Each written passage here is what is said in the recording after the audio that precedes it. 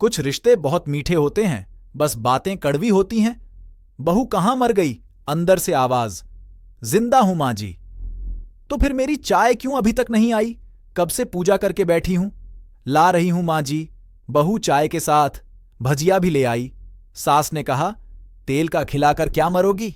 बहू ने कहा, ठीक है मां जी ले जाती हूं। सास ने कहा, रहने दे, अब बना दिया है तो खा लेती हूं। सास ने भजिया उठाई और कहा, कितनी गंदी भजिया बनाई है तुमने। बहू, मां जी, मुझे कपड़े धोने हैं, मैं जाती हूं। बहू दरवाजे के पास छिपकर खड़ी हो गई। सास भजिया पर टूट पड़ी और पूरी भजिया खत्म कर दी। बहू मुस्कुराई और काम पर लग गई। दोपहर के खाने का वक्त हुआ। सास ने फिर आवाज लगाई, कुछ खाने को मिलेगा? बहू ने आवाज नहीं दी। सास फिर चिल्लाई, भूखे मारोगी क्या? बहू आई, सामने खिचड़ी रख दी। सास गुस्से से, ये क्या है? मुझे इसे नहीं खाना, इसे ले जाओ। बहू ने कहा, आपको डॉक्टर ने दिन में खिचड़ी खाने को कहा है, खाना तो पड़ेगा ही। सास मुंह बनाते हुए, हां तू मेरी मां बन जा। बहू फिर मुस्कुराई और चली गई। आज इनके घर पूजा थी। बहू सुबह 4 बजे से उठ गई।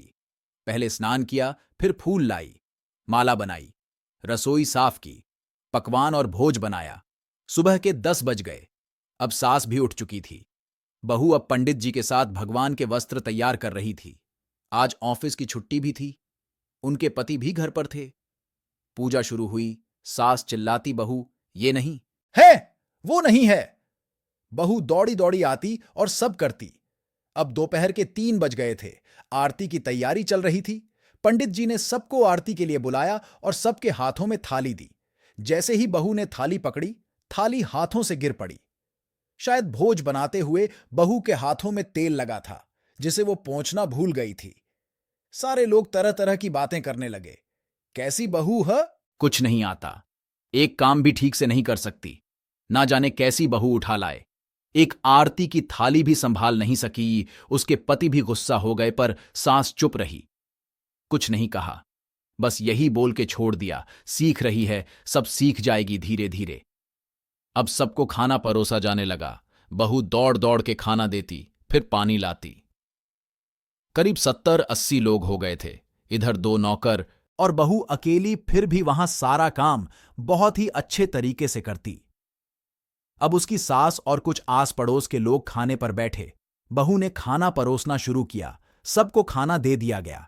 जैसे ही पहला निवाला सास ने खाया, तुमने नमक ठीक नहीं डाला क्या? एक काम ठीक से नहीं करती, पता नहीं मेरे बाद कैसे ये घर संभालेगी।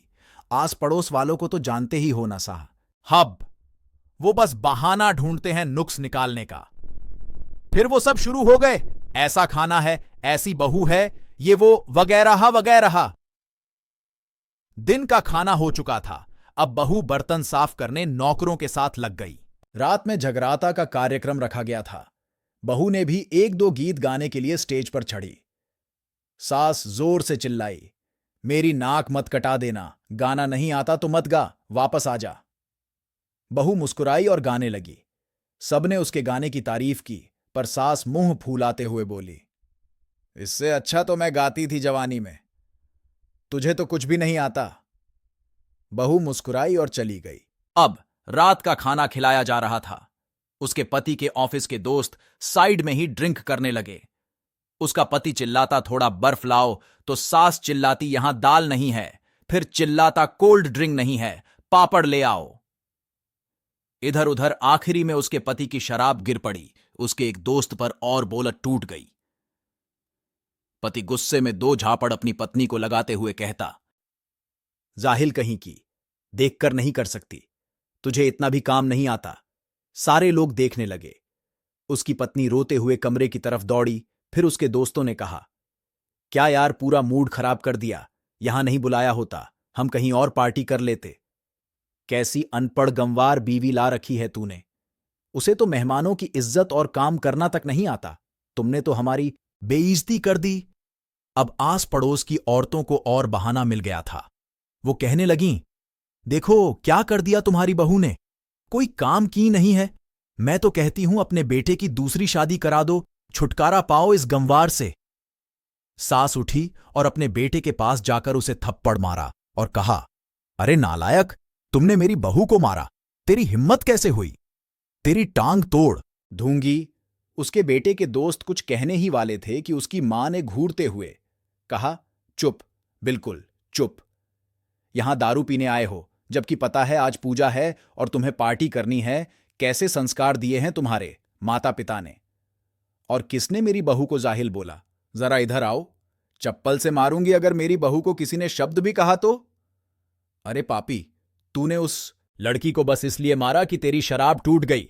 पापी, वो बच्ची सुबह 4 बजे से उठी है, घर का सारा काम कर रही है, न सुबह से नाश्ता किया न दिन का खाना खाया, फिर भी हंसते हुए सबकी बातें सुनते हुए, ताने सुनते हुए घर के काम में लगी रही।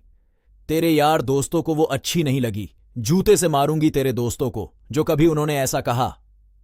उसके यार दोस्त चुपके से खिसक लिए। अब सास बहू के कमरे में गई और बहू का हाथ पकड़कर बाहर लाई। सबके सामने कहने लगी, किसने कहा था अपनी बहू को घर से निकाल के दूसरी बहू ले आना? जरा सामने आओ।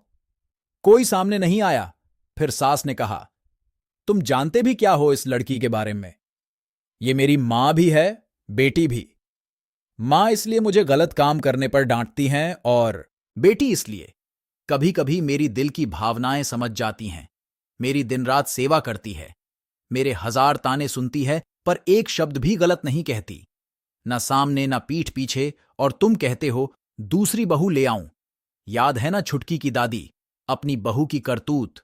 सास ने गुस्से से पड़ोस की महिला को कहा, अभी पिछले हफ्ते ही तुम्हें मियां बीवी भूखे छोड़ घूमने चले गए थे।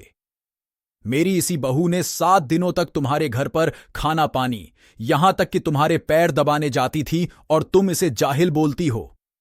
जाहिल तो तुम सब हो जो कोयले और हीरे में फर्क नहीं जानते।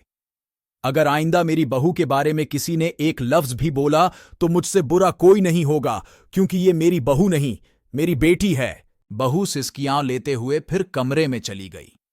सास ने एक प्लेट उठाई और भोजन परोसा और बहू के कमरे में खुद ले गई। सास को भोजन लाते देखा तो बहू ने कहा, अरे मां जी, आप क्या कर रही हो? मैं खुद ले लेती। सास ने प्यार से ताना मारते हुए कहा, डर मत, इसमें जहर नहीं है, मार नहीं डालूंगी तुझे। तुझे नई सास चाहिए होगी, पर मुझे अभी भी तू ही मेरे घर की बहू चाहिएश। बहू ने अपनी सास को रोते हुए गले से लगा लिया। सास भी रो दी पहली बार और कहा, चल खाना खा ले। फिर मजाक करते हुए कहा, फिर मेरे पैर दबाने चले आना, और ये ख्याल मन में मत लाना कि सास पैर बोलती है। किसी दिन मैं इसका गला दबा दूंगी, क्योंकि कभी मैं भी यही सोचती थी। दोनों खूब हंसने लगती हैं। कुछ रिश्ते बहुत मीठे होते हैं, बस बातें कड़वी होती हैं।